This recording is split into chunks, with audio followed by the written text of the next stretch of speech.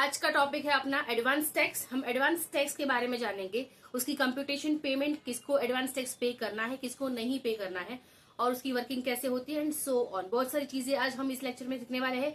I think mostly सब कुछ about advance tax. ठीक है, तो वीडियो को एंड तक जरूर देखें ताकि आप अपने एडवांस टैक्स के बारे में जान सके, और अगर आपके क्लाइंट को वो एप्लीकेबल है तो आप उसको टाइम पे करवा सके, ताकि उनको एडवांस टैक्स ना पे करने के कोई कॉन्सिक्वेंसेस को फेस ना करना पड़ सके।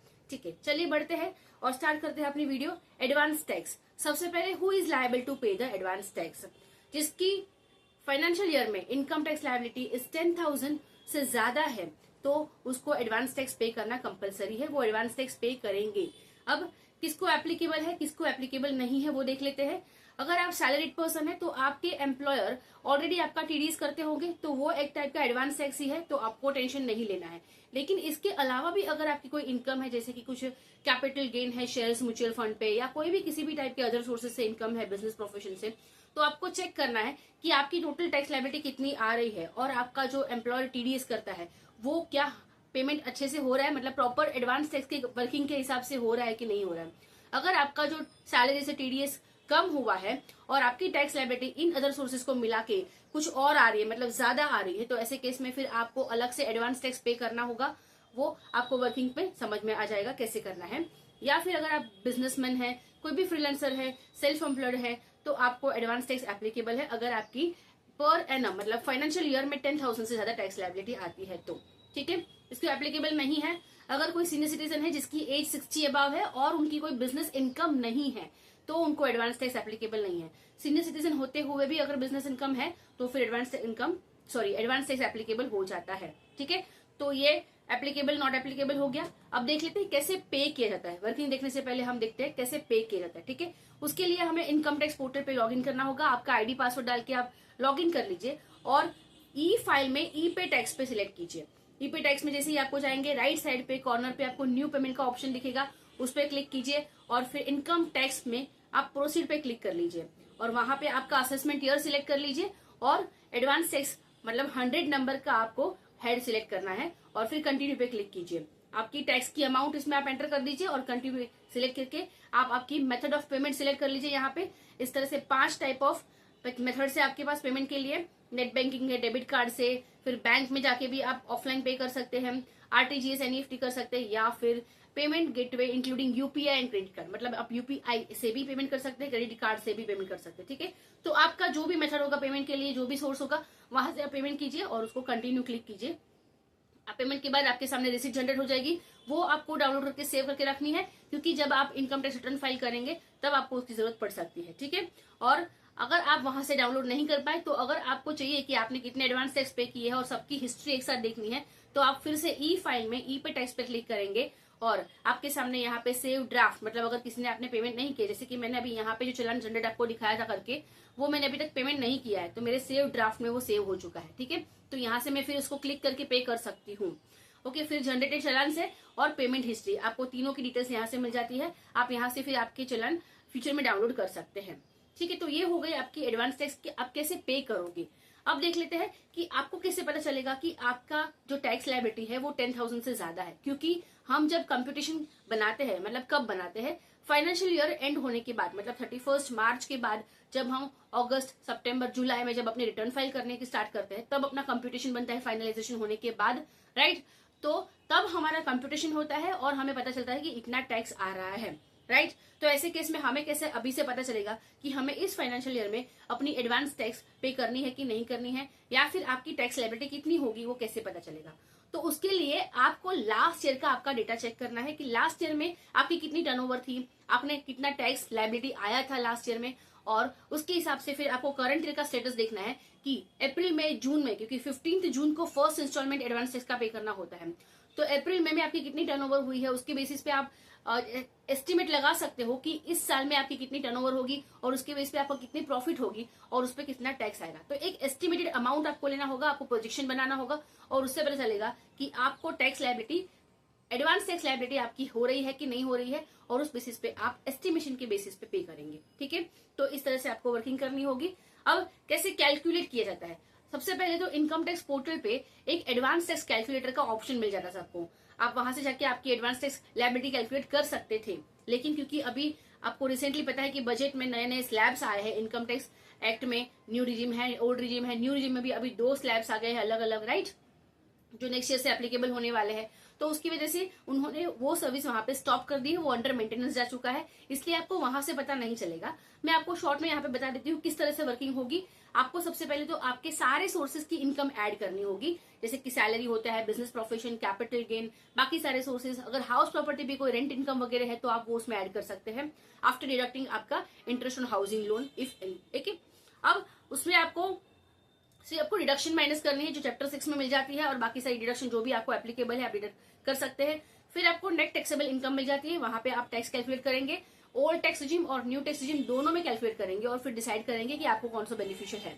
अगर आपने लास्ट ईयर जब रिटर्न फाइल किया तब आपने already knew tax regime select कर लिया था, तो अभी आपको न्यू टैक्स रिजिम ही एप्लीकेबल होगा अगर आप बिजनेस पर्सन है तो। ठीक है, अगर आप सैलरीड है तो आप ऑप्शन सिलेक्ट कर सकते हैं ओल्ड या न्यू, लेकिन अगर आप बिजनेस पर्सन है तो आपको चेक करना है कि आपके लिए ओल्ड या न्यू ओल्ड बेनिफिशियल है कि न्यू बेनिफिशियल है, और इस हिसाब से आप सिलेक्ट कर सकते हैं। और फिर उसमें आप चेक करेंगे कि आपकी एडवांस टैक्स लायबिलिटी, मतलब कि वो टैक्स लायबिलिटी आपकी 10,000 से ऊपर जा रही है कि नहीं जा रही है।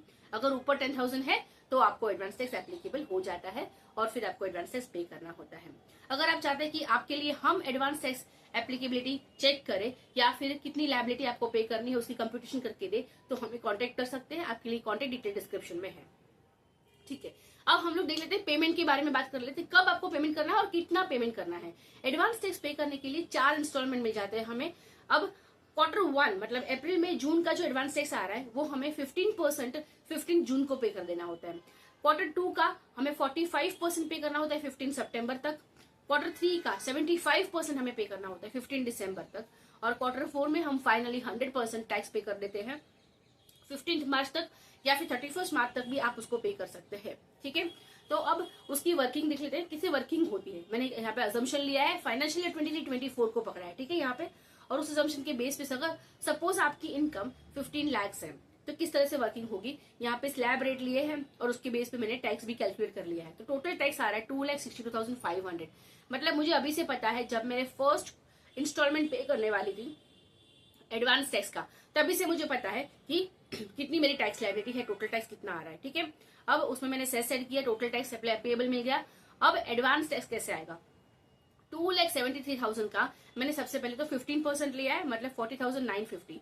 तो पहले मैंने फर्स्ट क्वार्टर में 15 जून को 40,950 रुपीज पे कर दिया। अब सेकंड क्वार्टर की बात आती है, कब आएगा, सितंबर में 15 सितंबर, राइट, जो 2 दिन के बाद ही है।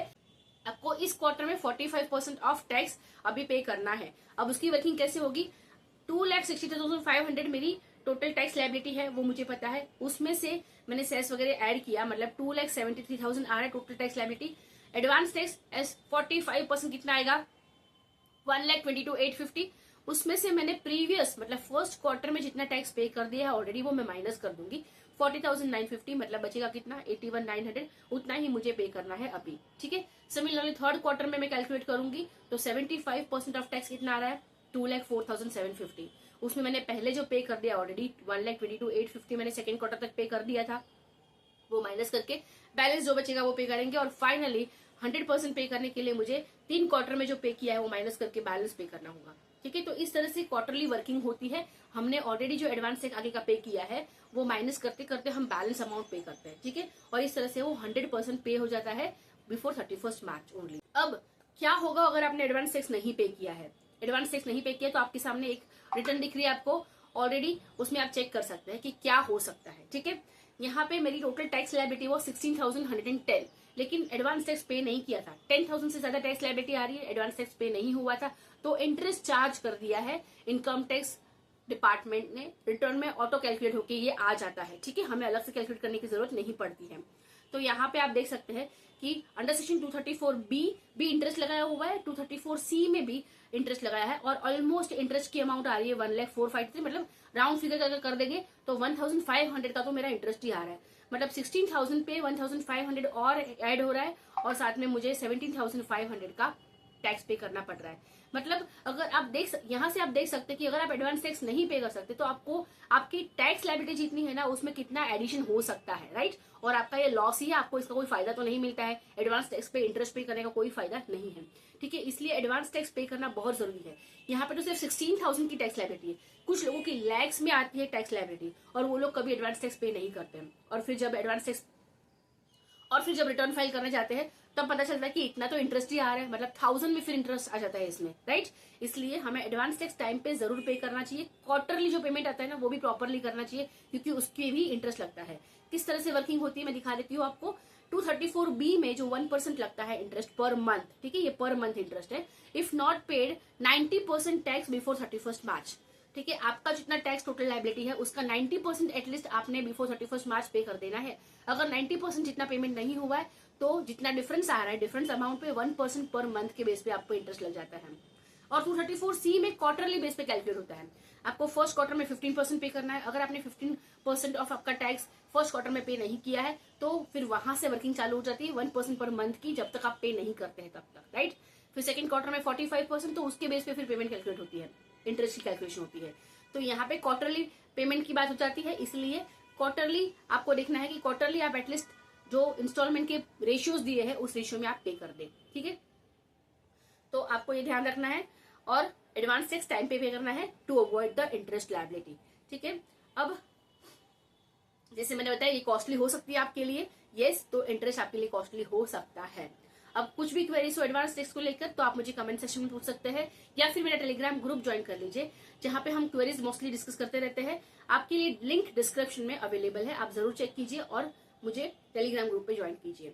और अब आपके लिए मैंने एक अकाउंट फाइनलाइजेशन पे कोर्स लॉन्च किया है, जहां पे अगर आपको बेसिक एंट्री पता है अकाउंटिंग की लेकिन आपको पता नहीं है कि फाइनलाइजेशन कैसे किया जाता है, आपके बॉसेस सीनियर आपको सिखाते नहीं है, या फिर आपके क्लाइंट के लिए आपने अकाउंट्स एक्यूरेटली फाइनलाइज करने हैं, तो ऐसे केस में यहाँ पे आपके लिए बहुत सारी एडजस्टमेंट एंट्री मैंने कवर की है। मोस्टली सब कुछ adjustment entry at the year and, फिर ईयर के बिगिनिंग में भी उसको कैसे एडजस्ट किया जाता है, फिर companies act, TDS, income tax act, GST, उन सब के प्रोविजन को कैसे हम यहाँ पे कंसिडर करते हैं वाइल फाइनलाइजिंग द अकाउंट्स। और ऑडिट के लिए हम इस तरह से अपने अकाउंट्स को फाइनलाइज करेंगे ताकि ऑडिटर कोई अपनी क्वेरी रेज ना करे, ठीक है।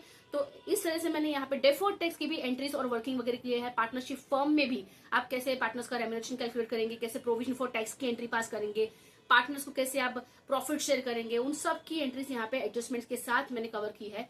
अगर आप, और ये कोर्स सिर्फ 199 का है, जहां पे आपको बोनस भी मिल जाता है 1 मंथ का व्हाट्सएप सपोर्ट, जिसमें आप अपनी फाइनलाइजेशन रिलेटेड क्वेरीज मुझे व्हाट्सएप पे पूछेंगे और आपको विद इन 48 आवर्स उसका आंसर भी मिल जाएगा। कोर्स ज्वाइन करने के लिए लिंक डिस्क्रिप्शन में मिल जाएगी, वहां से आप मुझे मैसेज कीजिए, मैं आपको कोर्स की सारी डिटेल भेज दूंगी और फिर वहां से आप एनरोल कर सकते हैं कोर्स के लिए। साथ में रिसेंटली मैं अभी GST कंसल्टेंट बनने के लिए आपको क्या बेसिक नॉलेज होनी चाहिए GST की, उस पर एक वेबिनार कंडक्ट कर रही हूँ 21 सितंबर को। आप जरूर इसे ज्वाइन कीजिए, जहां से आपको GST के ये सारे टॉपिक्स मैंने कवर किए डिटेल में बहुत ही, और भी बहुत सारी चीजें कवर करी है। डिजाइन इस तरह से किया है इस वेबिनार को कि आप इजीली आपकी टैक्स कंसल्टेंसी फर्म स्टार्ट कर सकते हैं, GST कंसल्टेंसी, या फिर आप ऑलरेडी कहीं वर्किंग है तो आप वहां से प्रमोशन डिमांड कर सकते हैं आपके इस नॉलेज के बेस पे, या फिर आप अगर जॉब सर्च कर रहे हैं तो इंटरव्यू में आपके लिए ये वेबिनार जरूर काम आएगा। आपको साथ में बोनस में 1 मंथ का व्हाट्सएप सपोर्ट मिल जाएगा, आप GST रिलेटेड क्वेरीज मुझे पूछ सकते हैं। साथ में आपको क्लाइंट को, नए क्लाइंट को कैसे अप्रोच करें, उनको कैसे बात करेंगे या फिर उनको कैसे कन्वर्ट करेंगे, और बाद में कैसे रिटेन करेंगे, कितनी फीस कोट करेंगे, उसके बारे में हम इस वेबिनार में डिस्कस करने वाले हैं। एज अ बोनस आपको प्रोवाइड कर दिया जाएगा।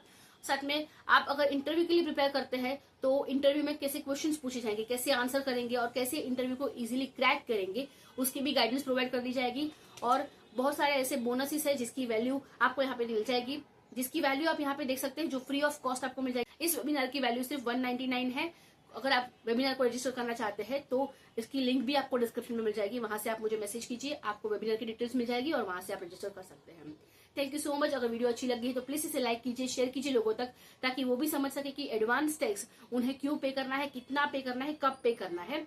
और अगर कुछ क्वेरी तो मुझे कमेंट सेक्शन में पूछ सकते हैं, और मेरी चैनल को सब्सक्राइब जरूर कीजिए अगर अभी तक नहीं किया है, इससे मुझे मोटिवेशन मिलता है। Thank you so much for watching.